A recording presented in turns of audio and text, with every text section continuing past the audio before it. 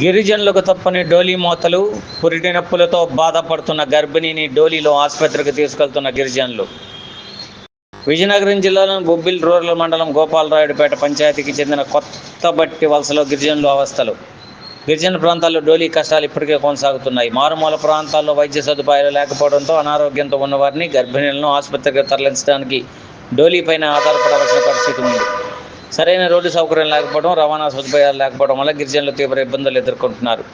రహదారి సౌకర్యాలు అనేక గ్రామాలకు సరైన రోడ్లు లేకపోవడం వల్ల డోలీలో మోసుకుంటూ వెళ్ళడం తప్ప వేరే మార్గం ఉండటం లేదు. సరైన రవాణా సౌకర్యాలు లేకపోవడంతో గిరిజనులు తీవ్ర ఇబ్బందులు ఎదుర్కొంటున్నారని, ప్రభుత్వాలు తమ కష్టాలను పట్టించుకోవడం లేదని వాపోతున్నారు.